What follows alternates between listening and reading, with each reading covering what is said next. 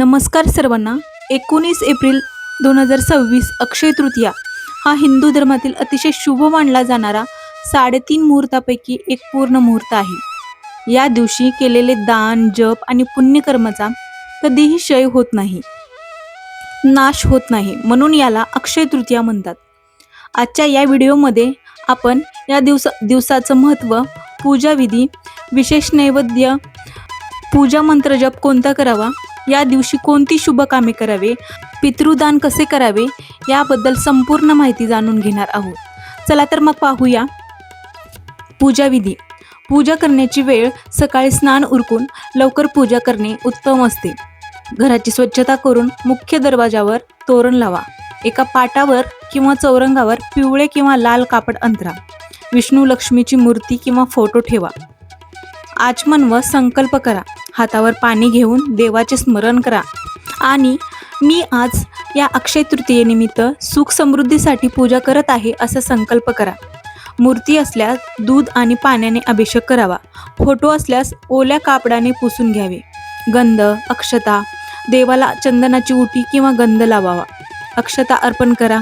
विष्णू भगवानांना तुळस आणि माता लक्ष्मीला लाल फूल, शक्य असल्यास कमळ किंवा गुलाब अर्पण करा. धूप, दीप, अगरबत्ती आणि शुद्ध तुपाचा दिवा ओवाळा. या दिवशी आंबा डाळ, कैरीची डाळ आणि पने याचा नैवेद्य दाखवण्याची विशेष परंपरा आहे. तसेच पुरणपोळी किंवा खीरपुरीचा नैवेद्यही दाखवू शकता. पूजा करताना हा साधा मंत्र म्हणू शकता. ओम नमो भगवते वासुदेवाय नमः, ओम महालक्ष्मी नमः किंवा कुबेर मंत्र ओम ह्रीं श्रीं क्रीं श्रीं कुबेराय अष्टलक्ष्मी मम गृहे धनम पुरय पुरय नमः या मंत्राचा तुम्ही जप करू शकता. अक्षय तृतीयेचा पूर्ण दिवस हा स्वयंसिद्ध मुहूर्त असल्याने या दिवशी कोणतेही शुभ काम करण्यासाठी वेगळा पंचांग पाहण्याची गरज नसते. तुमची भक्ती आणि श्रद्धा सर्वात महत्त्वाची असते. अक्षय तृतीया हा केवळ पूजेचा दिवस नसून तो दानाचा आणि नवीन सुरुवातीचा दिवस आहे. या दिवशी केलेली काही विशेष कामे आपल्याला अक्षय पुण्य मिळवून देतात. चला तर मग पाहूया शुभ कामे कोणती किंवा दान काय करावे. घडादान किंवा कुंभदान. उन्हाळ्याचे दिवस असल्याने अक्षय तृतीयेला कुंभदानाला अनन्यसाधारण महत्त्व आहे. एका मातीच्या घड्यात स्वच्छ पाणी भरून त्यावर खरबूज किंवा आंबा ठेवून तो घडा एखाद्या गरजवंताला किंवा ब्राह्मणाला दान करावा. यालाच उदकुंभदान म्हणतात. असं मानलं जातं की या दानामुळे केवळ आपल्यालाच नाही तर आपल्या पूर्वजांनाही थंडावा आणि तृप्ती मिळते. हे दान केल्याने जीवनातील उष्णता म्हणजेच त्रास कमी होतो आणि सुख शांती लाभते. तर पितृदान कसे करावे. आपल्या प्रगतीमध्ये आपल्या पूर्वजांचा मोठा आशीर्वाद असतो.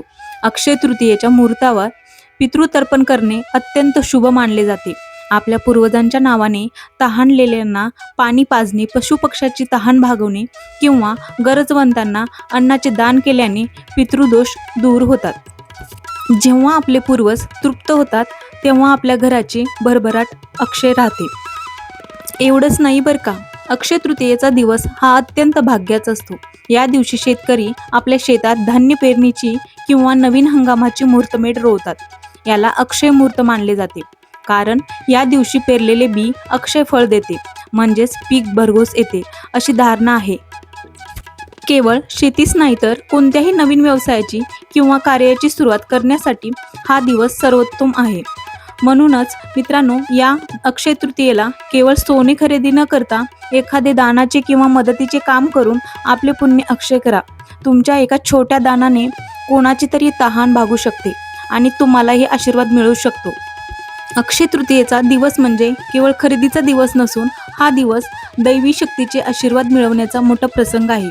पण या दिवशी नक्की कोणत्या देवाची पूजा करावी आणि का ते जाणून घेणार आहोत. भगवान विष्णू आणि माता लक्ष्मी. या दिवशी सर्वात आधी भगवान विष्णू आणि माता लक्ष्मी यांची पूजा केली जाते. अक्षय तृतीयेला हा विष्णूचा दिवस मानला जातो. या दिवशी लक्ष्मी नारायणाचे पूजन केल्याने घरात कधीही अन्नाची आणि धनाची कमतरता भासत नाही. तुमच्या जीवनात समृद्धी अखंड टिकून राहावी यासाठी विष्णू लक्ष्मीची आराधना करणे अत्यंत शुभ मानले जाते. दुसरी महत्त्वाची पूजा म्हणजे भगवान परशुराम यांची. विष्णूचा 6वा अवतार असलेले परशुराम हे शक्ती आणि ज्ञानाचे प्रतीक आहेत. आज त्यांची जयंती असल्याने त्यांचे पूजन केल्याने आपल्यातील भीती नष्ट होते आणि जीवनात धैर्य व बुद्धिमत्ता प्राप्त होते. विशेषतः ज्यांना यशासाठी कष्टाची जोड हवी आहे त्यांनी परशुरामाचे स्मरण आज नक्की करावे. संपत्ती मिळवणे सोपे असते, पण ती टिकवणे कठीण. म्हणूनच अक्षय तृतीयेला कुबेर देवांची पूजा केली जाते. कुबेर हे देवाचे खजिनदार मानले जातात. आजच्या दिवशी कुबेर यंत्राची किंवा त्यांच्या प्रतिमेची पूजा केल्याने खर्च कमी होतो आणि संपत्तीत कायमस्वरूपी वृद्धी होते, असा भाविकांचा विश्वास आहे.